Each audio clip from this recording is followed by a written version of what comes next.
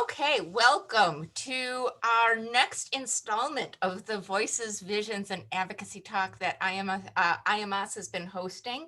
For those of you who have been watching in the past, many of these have focused on COVID, and certainly some of the issues of COVID and the COVID crisis will be interwoven into what we're talking about today. I think it's almost impossible not to have that be front and center for a lot of us right now. But this is I think the issues that we're going to be talking about, which is primarily about how to get along with your co-parent, particularly during stressful times, perhaps, and be good co-parents together and keep the peace that needs to be, I think, part and parcel of that sort of healthy relationship, both between you and the co-parent and with the children and the whole family dynamic and everything. And looking at how COVID possibly complicates some of that.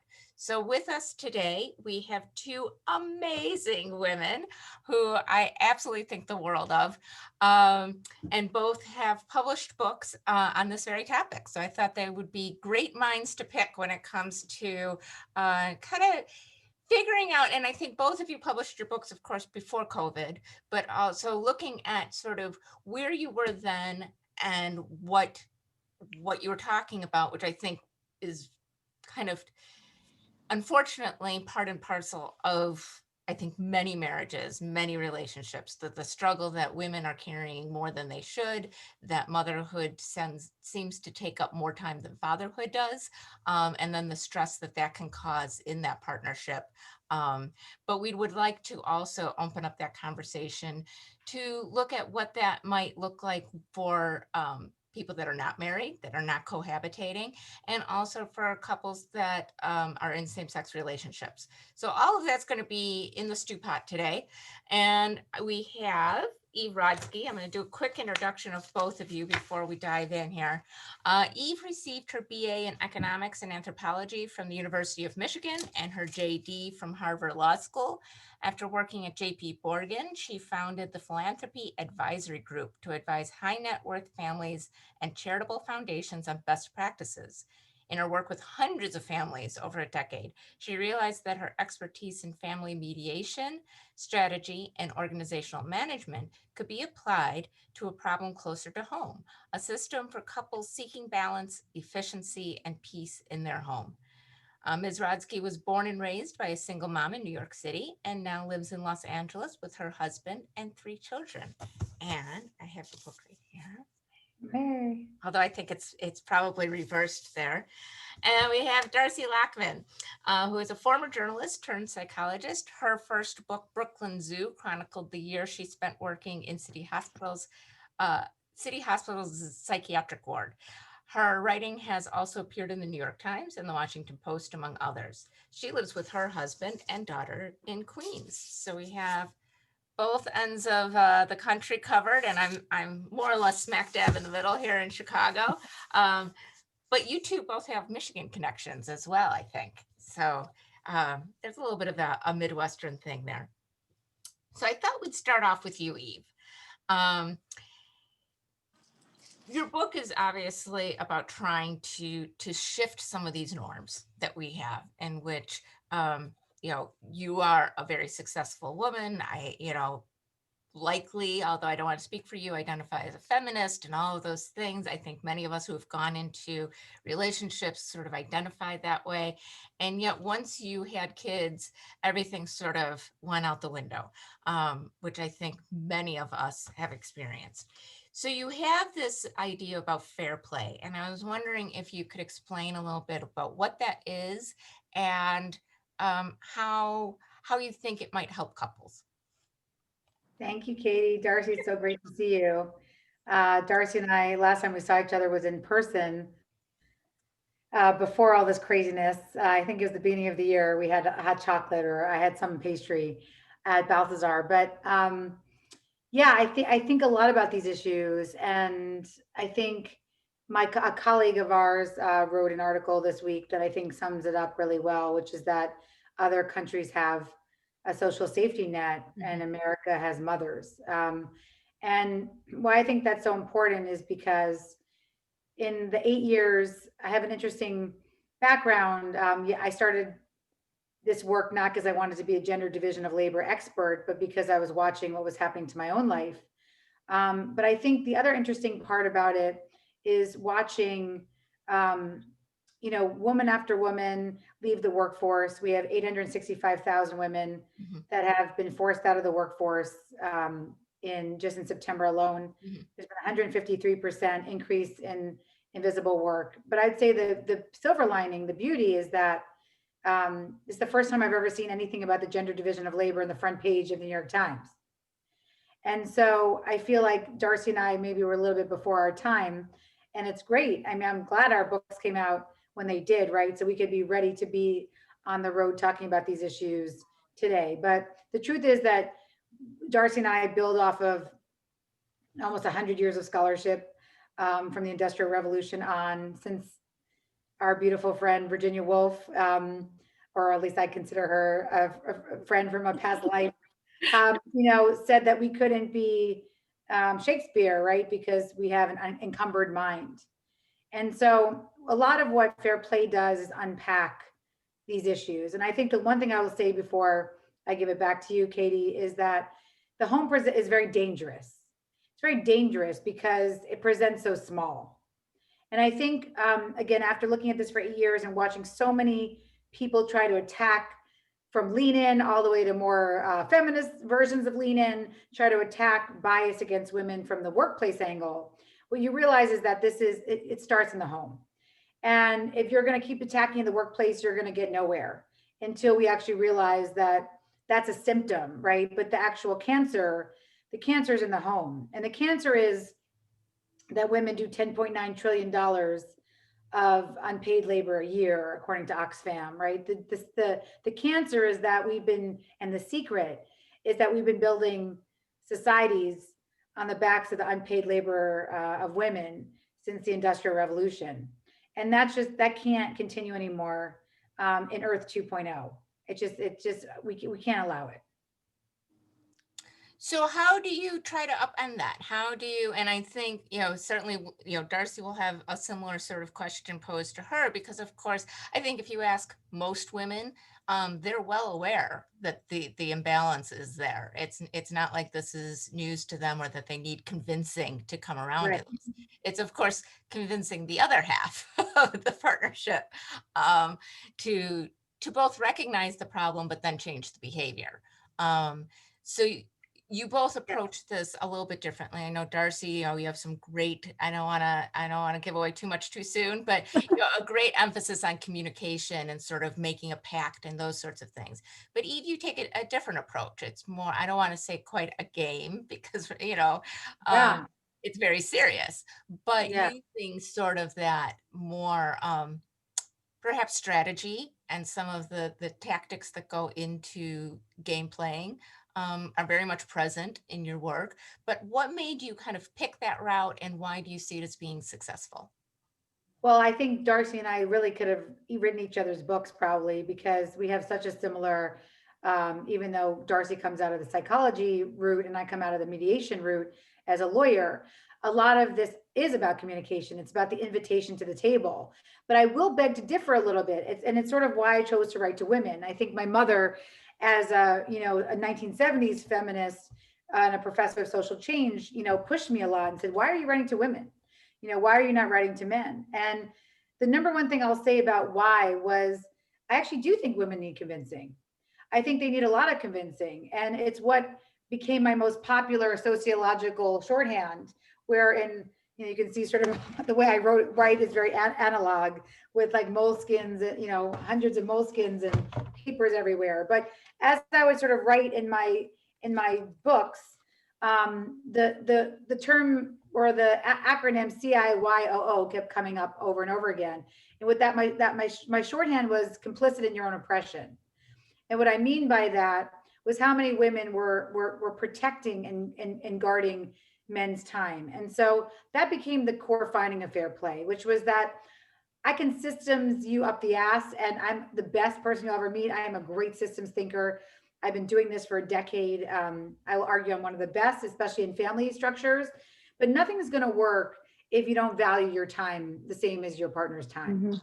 And so that's really what the core finding was. The danger, as I said before, of the home presenting small was so many people were saying to me that they were divorcing over glue sticks, or I genuinely thought that I was um, my marriage was breaking down because I was the fulfiller of my husband's smoothie needs, right? Because he asked me to go get him blueberries one day, and because it presents so small, instead of thinking of it as a public issue, you think of it as your private life problem. It's your problem. It's your shame. It's your problem with your partner. And so when I was able to realize that this is actually a problem based on how women value their own time, I was able to sort of move to a place where I saw men having light bulbs that they hadn't had before. And what I mean by that is we know men know this too, that women's time is not valued the same as men's time in the workplace. Because, right, if you're a woman of color, especially, you get 60 cents on the dollar. You're a Latinx woman, you get 54 cents on the dollar for every non Hispanic white man. So we know that we don't value women's time the same as men's time. But I think what I wasn't expecting was that women wouldn't value their own time. Hmm. So when I started to ask women questions that mirrored the US Census, it took a long time to get people that mirrored the US Census. And I ended up with hundreds of interviews.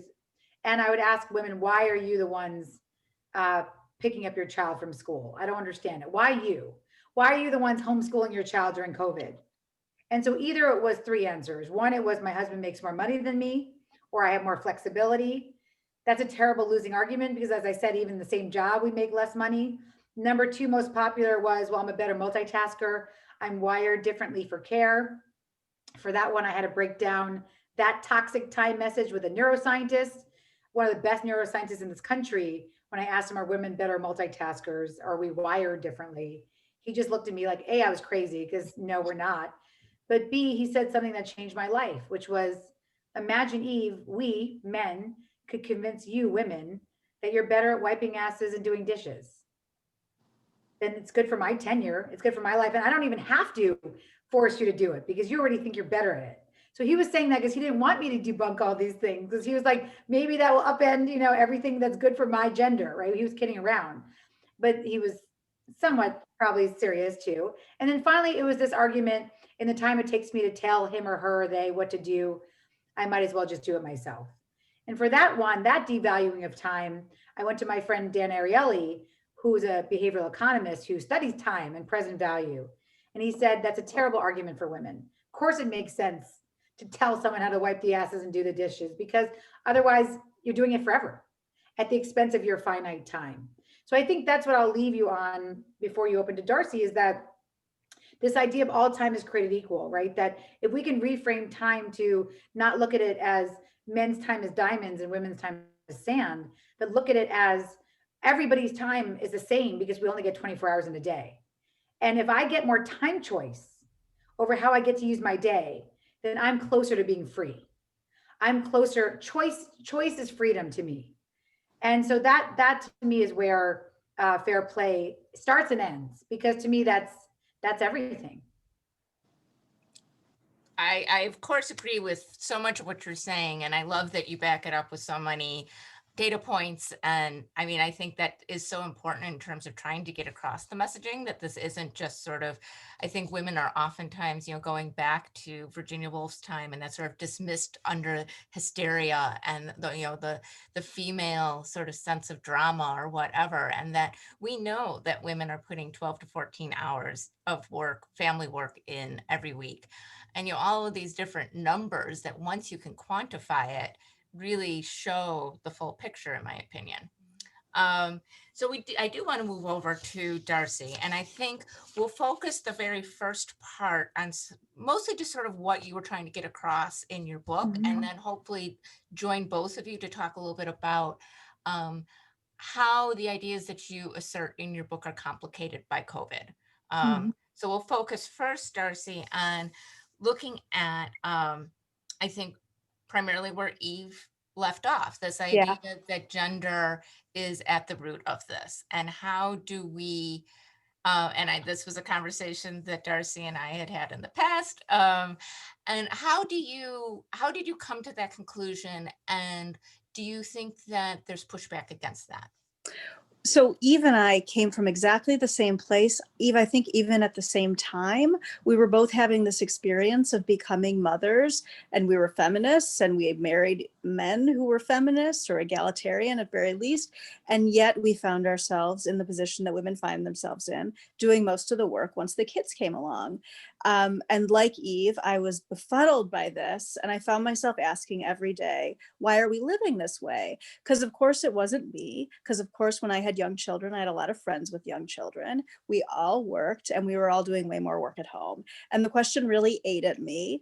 And since I was a psychologist and a former journalist, I thought, well, I'm going to set out to answer this question.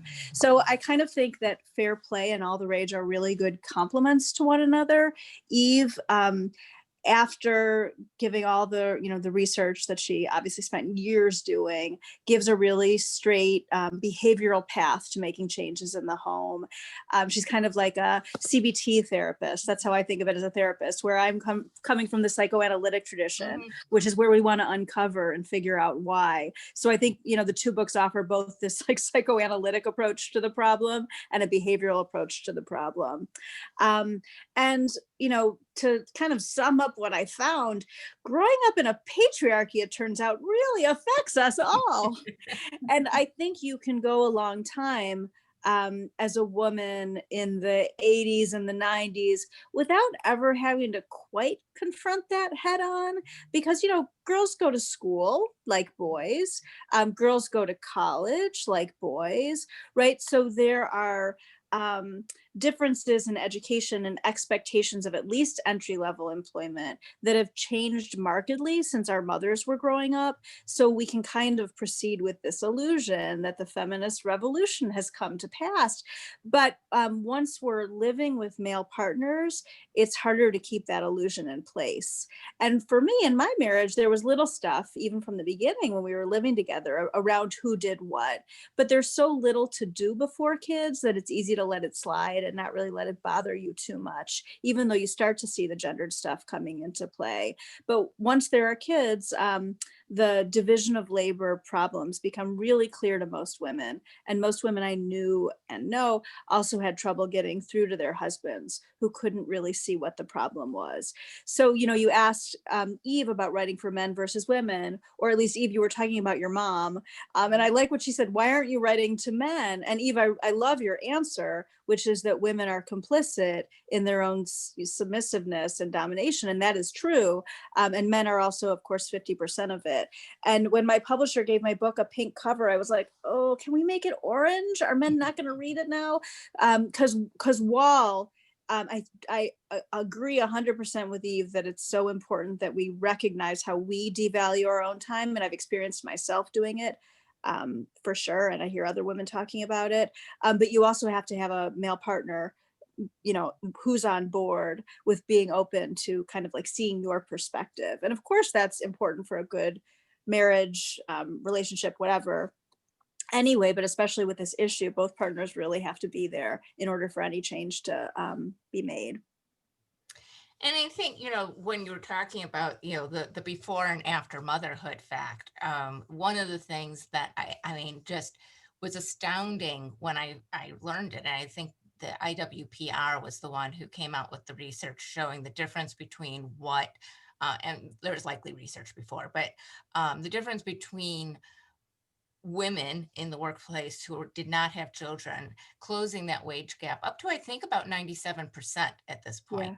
It's Wow. only when you add in children that that drops to, they were saying 50 cents on the dollar over that 15-year span.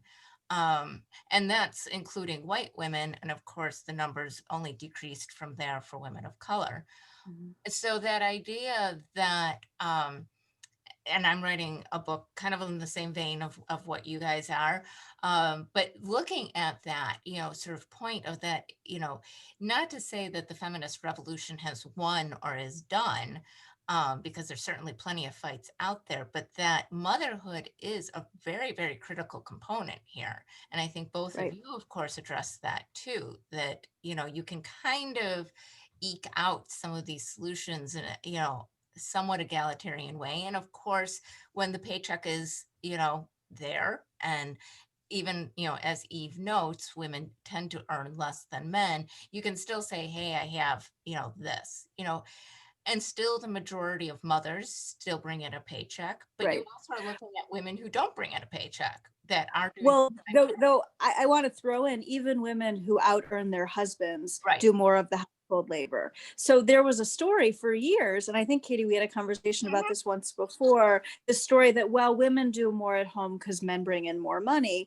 but as it became more common for women to equal or better their husbands in terms of their earnings, that dynamic didn't shift. And in fact, in some cases, it shows that women who out earned their husband tended to do even a greater proportion of the work at home.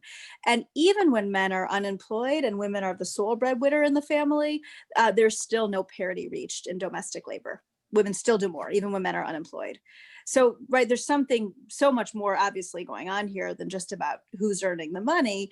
Eve mentioned a couple of things, one of them being women will say, well, my job is more flexible. And as one sociologist that I interviewed said to me, and I loved this, flexibility is in the eye of the beholder, because she interviewed couples who had the same jobs but genders flipped. So there was one physician married to a professor, and then the gender flipped in the other couple. And the female physician said, well, my job is more flexible than his. And the female academic said, well, my job is more flexible than his.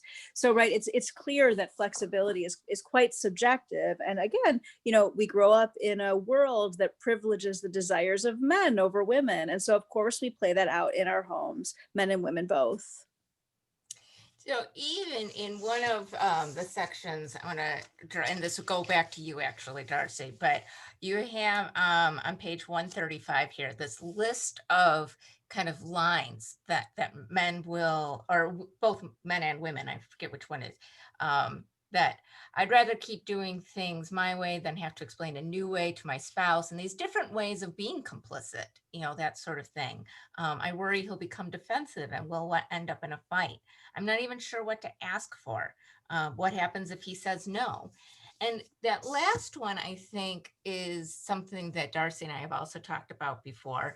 That sort of old idiom, but you can lead a horse to water, but you can't make it drink, sort of thing. So how do you? And we'll start with Darcy here. How do you?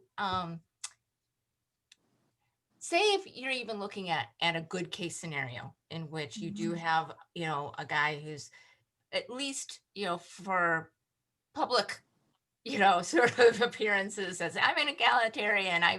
Sure, of course, I believe that women and men should be equal and we shouldn't have you doing this much extra work at home, etc. How do you then kind of, we were talking about Eve, you have this more CBT where it's really kind of nuts and bolts, but Darcy, you have this more approach of like communication and getting into kind of the mindset of the other person.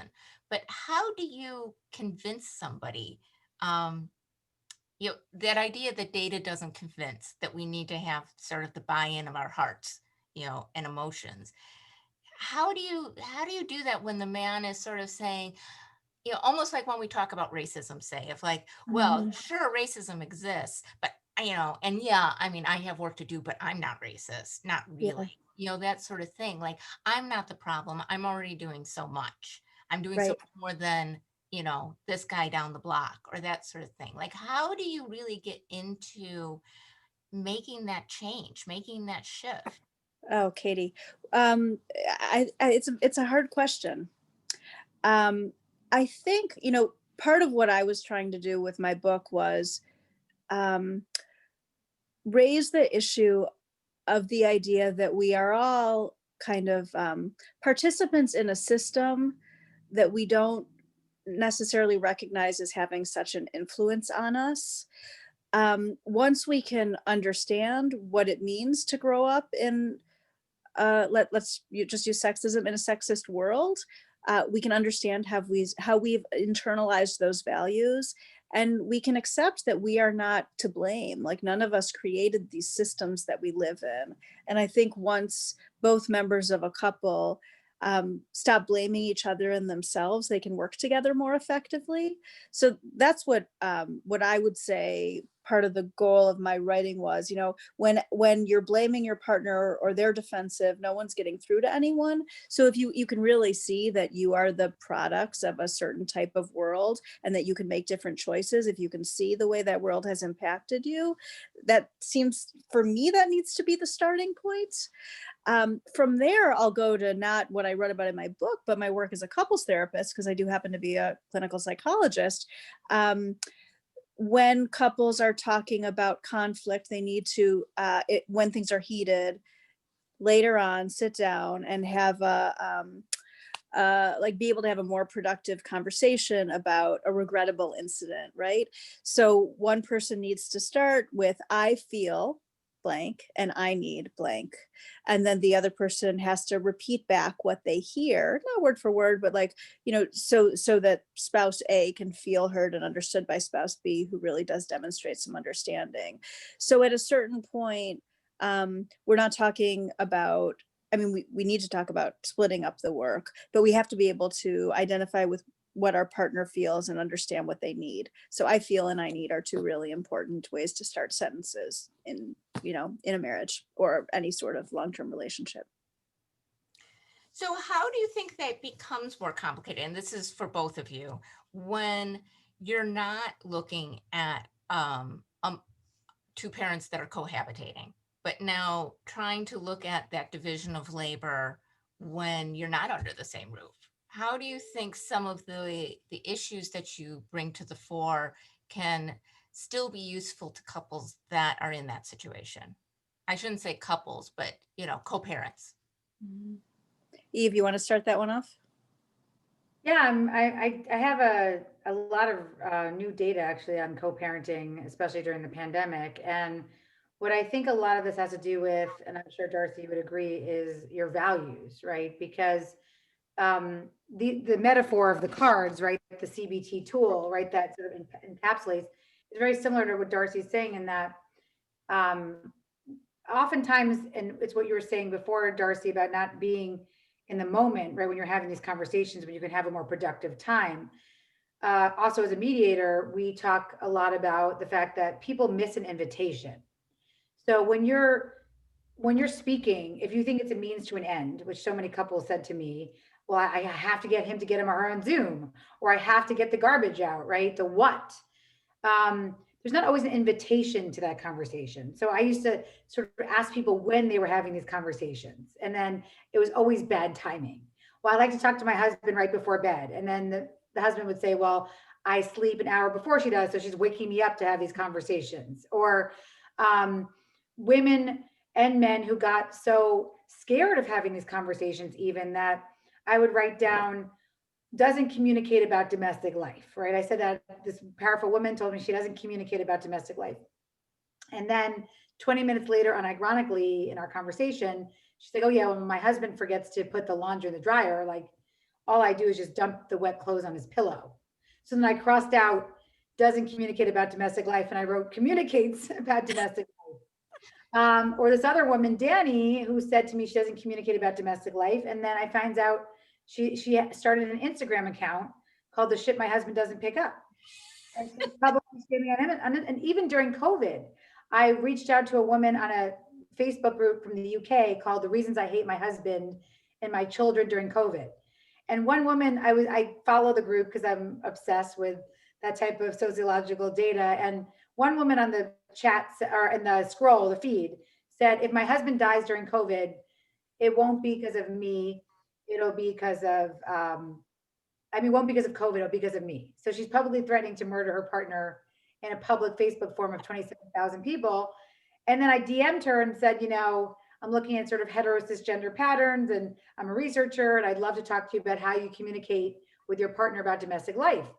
You can't make this stuff up. She DM'd me back. I don't communicate about domestic life with my partner. This is my safe space. So publicly threatening to murder your partner feels safer to some people, right, than directly talking to their spouse. And especially in hetero cisgender relationships, because actually in same-sex relationships, I heard, oh my God, you think like we can't talk about garbage? We talked about what genetic material we were going to offer for our children. Like we've had harder conversations than who's taking out the garbage.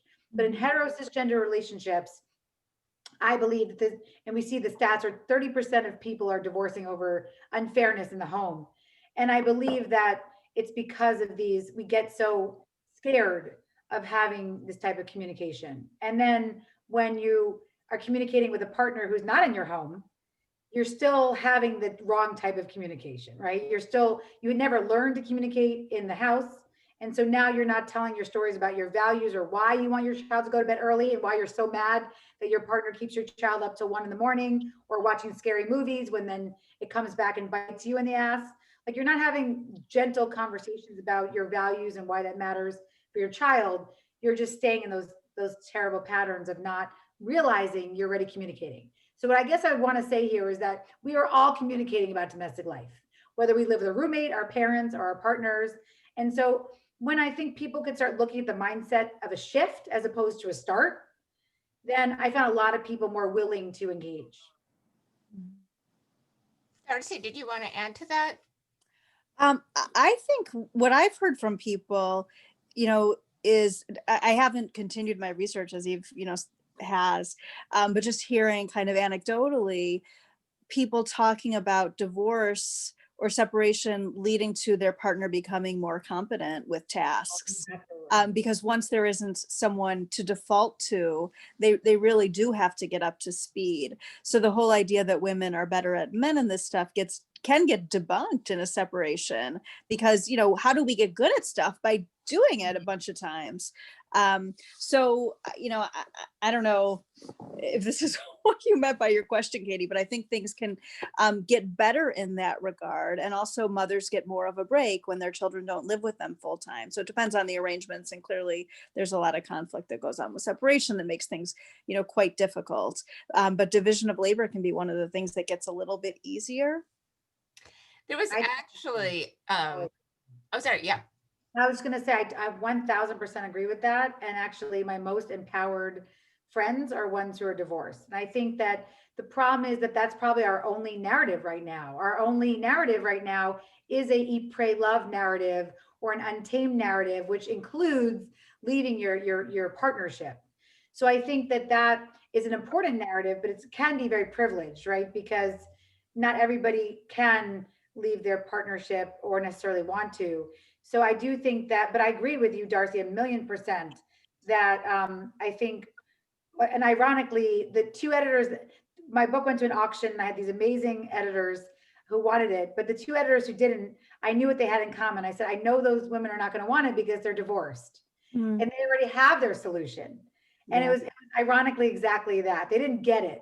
Why do you want to work in a relationship when it's sort of easier to leave? Yeah. Oh, just to be clear, I was not advocating divorce as a solution. No, you weren't. No, I didn't think you were at all. I'm saying I am. Yeah. I was, because I actually, not that it hasn't crossed my mind. I will say, I think it's actually a very empowering solution. And I'm often jealous of my divorced friends who get every other weekend off and have a partner that's incredibly hands-on now in a way they weren't before. So no, I did not think you were advocating, but I'm saying that, I understand why that's considered. I understand why the eat, pray, love narrative or the untamed narrative or leaving is actually one that people respond to, because it like you said, the division of labor can be easier. Yeah, right. How do we really get gender equity in a patriarchy? I don't know that we do. It's certainly not easy. There was actually some research that a friend of mine in Australia, Petra Buskins, had done, and she was talking about women who took these sort of planned long term, we're not talking 6 months or a year, but say 3 weeks, 4 weeks, absences from the family, whether it was for research or for various reasons. But in order to get out of that, because I think many women still fall into that trap of, even if they're gone for 4 or 5 days, all the lunches are still packed, the clothes are laid out for all 4 days, where everything's still so micromanaged to an extent. And the co-parent, oftentimes the father, is still kind of phoning in, oh, well, the piano teacher's late, what am I supposed to do about that? That's sort of not stepping in and really leaning into the home in that way. And the advantages that had for these women who took those absences where they got out of the day to day, where it was no longer practical to Mhm. micromanage the situation. Uh, Paternity leave is the great equalizer. Mhm. Solo paternity leave has been found to be a great equalizer. mhm. So in countries where men take paternity leaves by themselves, where they're the use it or lose it paternity leave policies, where they're not home at the same time as their female partners, they learn to be competent in the home. And that shows up. Eve, I don't know if you remember the numbers, but it's like 5 years out where when they've done the research, those men are continuing to contribute like 4 hours more per week than men who never took solo paternity leaves. Something. It's Yeah, pretty very astounding. astounding. It's very astounding. So much so that actually Procter and Gamble, who I work with, they had such good outcomes for the gender division of labor in the home that they now, as of this month, or sorry, as of August, they have 70 countries of 8 weeks of paternity leave for both parents where there's not a secondary parent. They do give a birth parent more for recovery, but it's what Darcy says that, I think the companies who recognize that they have a commitment to gender equity or they want to retain parents, especially mothers, they paternity leave, I agree with you. It's a really important step. And I'm certainly not disagreeing with that because I've read a lot of that same data. One of the ones that at least many of the members in IMS thought was quite funny was that men also desired to have fewer children when they Yeah. were part of not enforced maternity leave, but in that situation of use it or lose it, of Mhm. like, wow, this is, as Eve says in her book about making the invisible visible, when you're the one actually doing it, of course, it takes on a whole new meaning. I Mhm. think, many of us didn't quite realize going in, that I know I didn't. I read in the books and said, well, okay, your baby sleeps 18 hours a day the first few months. How is this going to be so hard? Which I think is, maybe a self-defense mechanism. I don't know. Of course, I realized when I had a very, very colicky firstborn just how time consuming it can be. Um, but we also see that, and this ties in a little bit to paternity leave, but I think sort of segues into the conversation about COVID, is that we see when men stay home, and I know that there's been quite a bit of research on tolling and paternity leave in universities. And what tends to happen in those situations, even when it is solo paternity leave, that men wind up still producing more. Either they're outsourcing care and not being the sole caregiver in the same way that women tend to feel the onus of, or, they're somehow not prioritizing care maybe to the same extent. I mean, there can be numerous examples for that. But basically, what comes out of the paternity leave is that men are actually using that time to advance their own careers, and women, of course, particularly if they've had childbirth be part of that leave, just simply can't. So, and we're certainly seeing that, I think, in COVID too, that the rates of women reporting lowered productivity during work at home hours is not equitable when it comes to what men are reporting in terms of productivity while working at home. And so, how do you think some of your research ties into that? And how do you think the COVID crisis and people working from home and oftentimes under the same roof complicates some of the work that you've put forward in both of your books? I think COVID is just an extension. I mean, the time demands are different, but nothing else is different. So the time demands are different. So women are spending even more time. There's interesting research, I think it's by Aliyah Rao, about men and unemployment. And when men are unemployed, their job search becomes like such a huge Mhm, focus. They create office space in the home. mhm. Time is carved out for them. They don't take over childcare because they have to be looking for a job. And it's the opposite for women when they're unemployed. Maybe she uses the kid's desk for a few hours during the day to engage in her job search, and none of her other duties kind of uh, are are swept away so she can focus. And so it's the same thing. I mean, again, more time demands mean women are doing more, but it just seems to be an extension of what was already going on, which is, as Eve talks about so much, right? Men's time is privileged over women's. So I think it's exactly the same thing. It's just that the circumstances are more dramatic. Yeah, and worse. I mean, 153% increase in unpaid labor, according to Pipeline Equity, a gender economist colleague. And so, at 100%, this is the only good news is that it's now on the front page of the New York Times. And I think, as we said earlier, I think we've now come to a reckoning that it's actually unsustainable to build the societies on the backs of the unpaid labor and undervalued labor of women. It just doesn't feel. I will say that of all the COVID studies that made me laugh, it was a McKinsey study that came out recently where it had your COVID work priorities, and work-life balance was the number one priority for women, but it was not even the top 10 for men. And so I kept thinking, like, what the hell are these other fucking priorities, you know? And they were so trivial compared to how dire the situation is of needing to integrate your life and your work. And so I think that to me says it all, right? This has not been a male problem.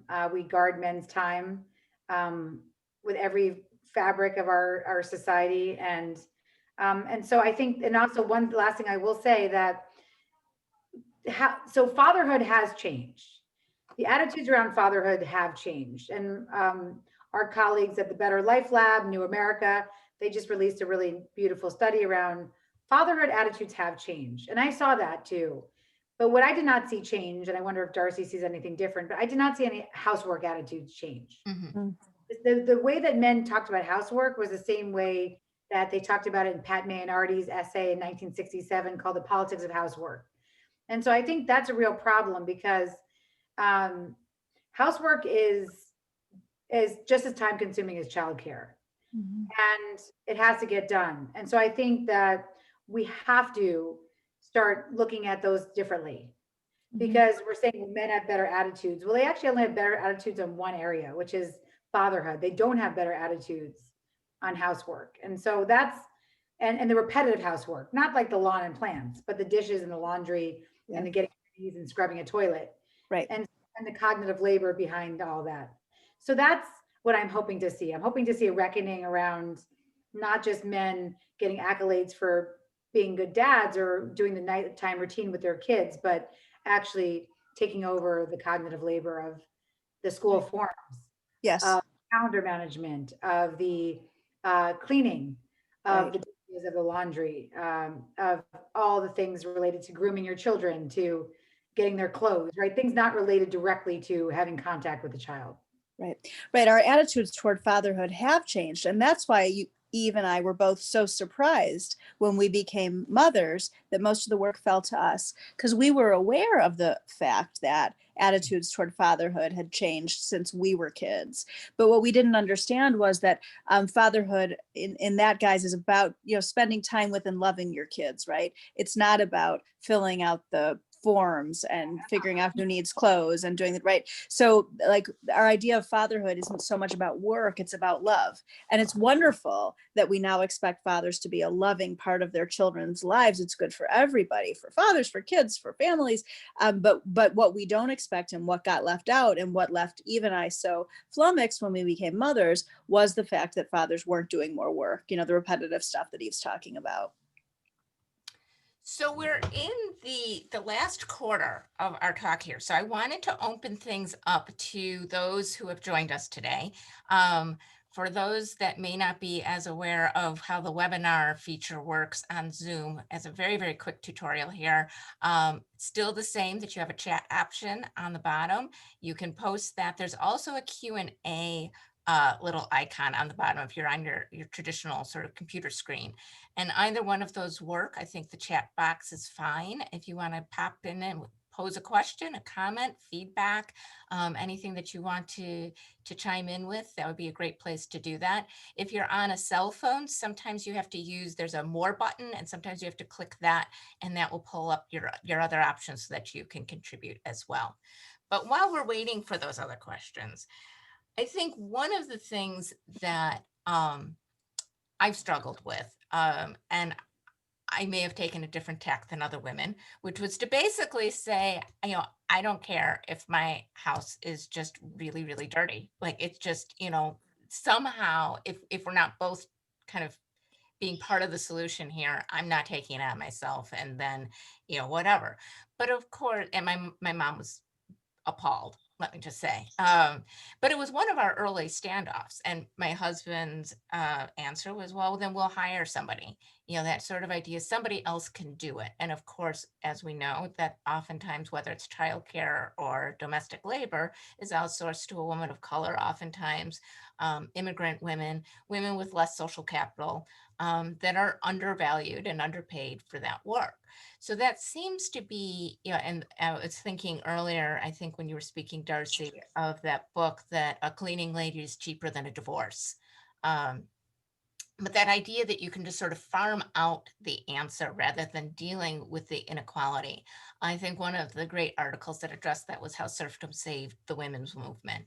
Um, in that idea that women, particularly college educated and those that are married to other men of financial or married to men of financial means, are able to outsource these issues, and that sort of kicks the can down the road and it becomes trickle down feminism. So how do you get around some of that where it's that it's saying, well, I offer, if the male spouse is saying, well, I offered a solution, I'm not doing it, but I'm willing to pay somebody else. How do you work against that sort of mentality? Or how do you, in and then in a less privileged sort of situation, if Mhm. the male spouse is just simply saying, well, I mean, maybe you think the floor needs to be swept 6 days a week, but I think it only needs to be swept twice a week. Like, how do you engage in that sort of difference of values? Mhm. But the fact that I think women oftentimes see work that needs to be done that men just simply don't see as being necessary. Well, I will take one thing about that. I'll start off with the idea of cognitive labor. Because I think what happened for me was I was able to unpack a lot of those answers by asking people, how did mustard get into your refrigerator? And I asked this over different socioeconomic status and different ethnicities. And regardless of whether it was outsourced, right? Whether it was Alexia or your partner in a hetero-cisgender relationship, someone still has to be the one who sees that your second son, Johnny, doesn't like protein unless he eats it with French's yellow mustard, right? Otherwise, he chokes you on his protein. That is sort of the conception. That's what we call in the business world conception. And then somebody has to monitor that mustard for when it's running low, and get stakeholder buy-in the way we would in the workplace, ask everybody else what they need to put on that list, and then put it on that list. In the business world, we call that the planning, right? And then someone actually has to get their butt to the store. Now, as Darcy said, still the same, it's just more complicated because you need gloves and a mask. They have to go get their butt to the store to go purchase the French's yellow mustard. That in the business world is what we call execution. And hands down, and no matter what socioeconomic status and what ethnicity, I was seeing that men step in there mostly, right? They step in at the execution. And then what happens, right, is they're bringing home spicy Dijon every fucking time.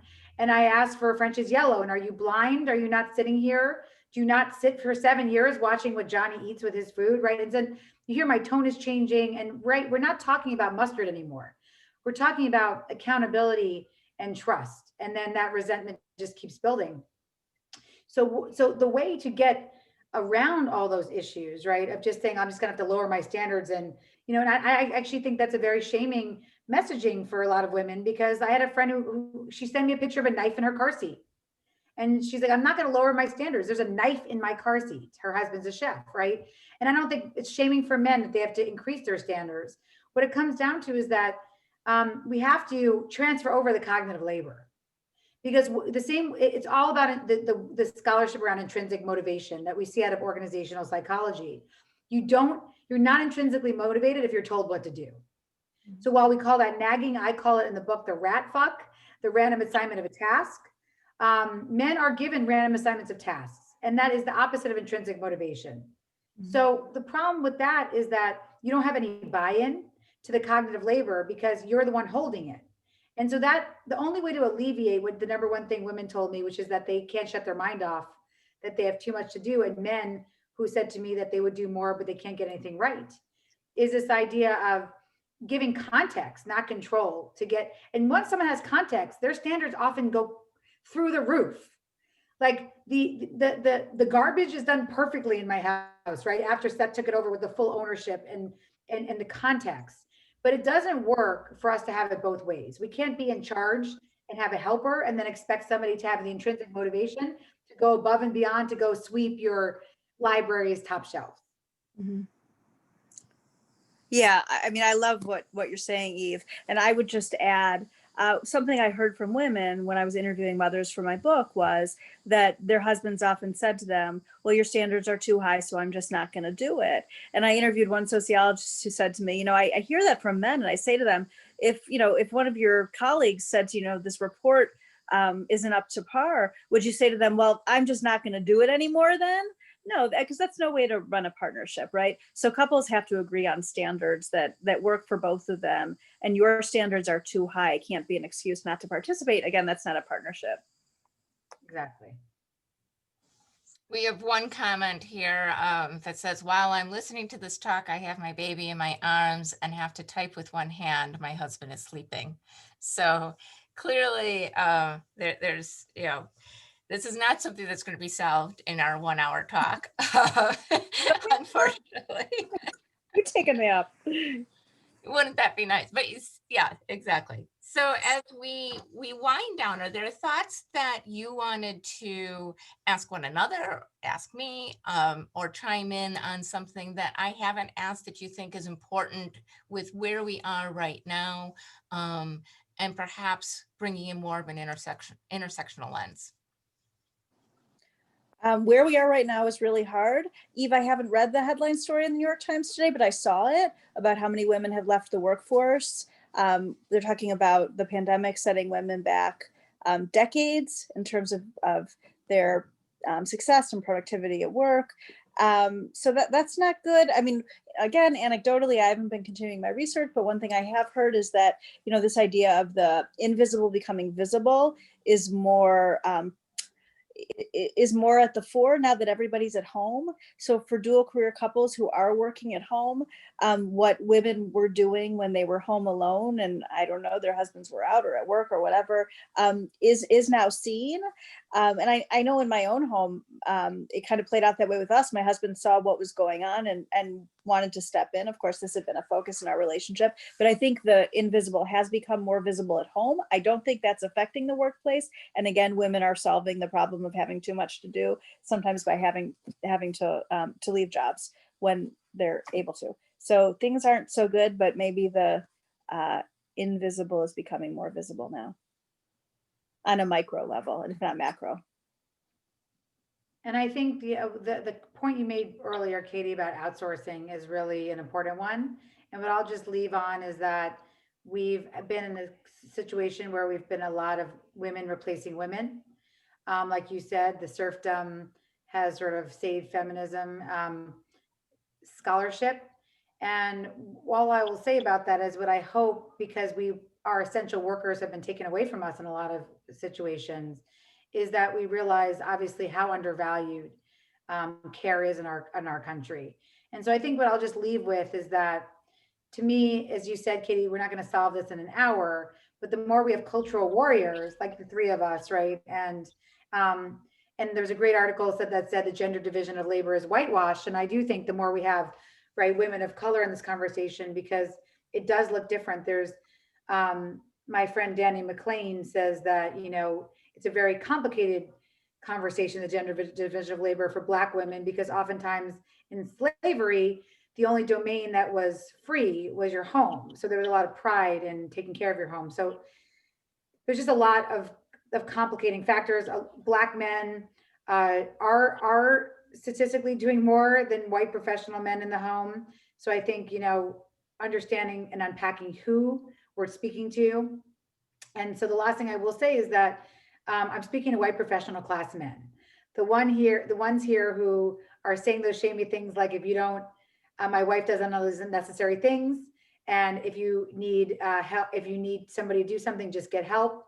Those types of men who've ever said that before and use those toxic time messages, I'm speaking to you to say that um, an hour holding your child's hand in the pediatrician's office is just as valuable or more valuable than an hour in the boardroom.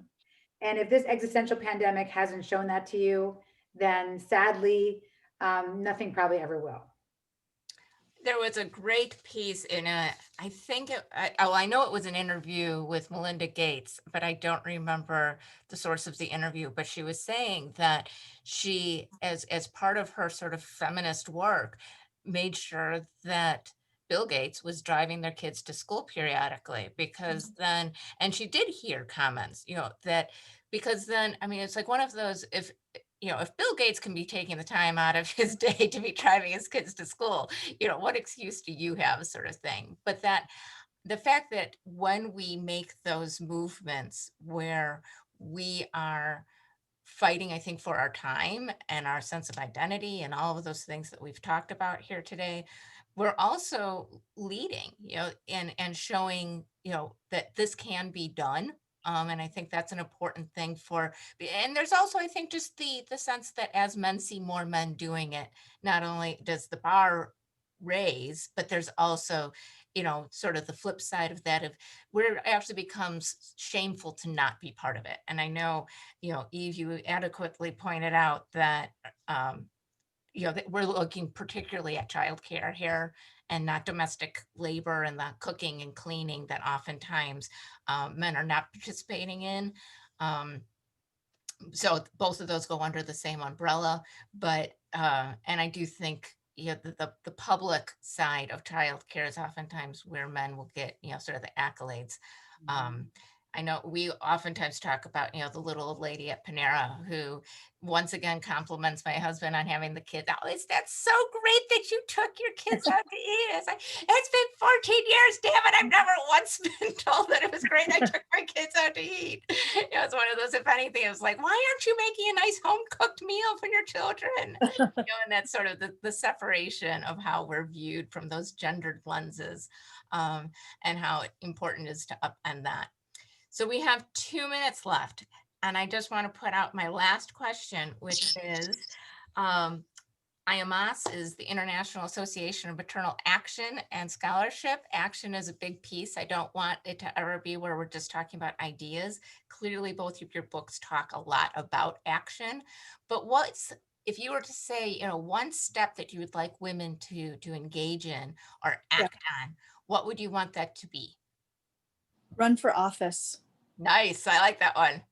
Part of the problem with this country not making progress in terms of valuing women's time is that childcare is not available, for one, universally, right? A part of the reason we don't have that is that we don't have women legislating. We don't have people who've dealt with this issue legislating. A lot of men, especially the older white men who are in office in this country, have never had to deal with these problems. So how do they know it's a pressing issue? So we need more mothers in office. And there's a great PAC called Vote Mama US, which I'm so excited about and I need to do some work for. They actually fund progressive candidates who are mothers running for office in down ballot races all across the country. And I think it's such a cool idea because I think that more women in power leads to legislation that can make women's lives better. Yeah, I don't think it would be impossible not to overlook that. I think the candidates that brought forward childcare, particularly Elizabeth Warren, but also others, are the ones that were, of course, impacted so much in their personal lives, and the way that the personal is political, of course. And along those lines, there was an article, one of those water is wet articles, but that when childcare is available, women become more engaged, not necessarily running for office, but just more engaged politically, whether it's, attending your, local meetings and that sort of thing. Right, So we need right. to have childcare at the lowest level, but all the way up as well, so that we Childcare is now an acceptable campaign cost, thanks to Liuba Gretchen Shirley, the woman who yeah, started Vote Mama US, which is pretty exciting. absolutely. Eve. I would just second what Darcy said. I used to think that education mattered, but I don't anymore. I actually think we have more women valedictorians than men. We have women graduating at extraordinary rates from medical school and Mhm. from law schools. More even in Norway, women are passing the bar 60%. 60% of the people who pass the bar in Norway are women, and only 3% of CEOs in Norway are women. So what I would say is that we think we're doing it good somewhere else. No one's doing it good. No one's doing this well. And so the way I think we have to change this, whether it's in Norway or the United States, is get women in positions of power. That's the most important thing. And it's not going to change until they are legislating for us and they are the CEOs in this nation. And we're very, very far away from that in the 21st century, which is somewhat alarming. So the last little thing I'll just say is anybody on here, stay in the workforce. If you can, hang on right now.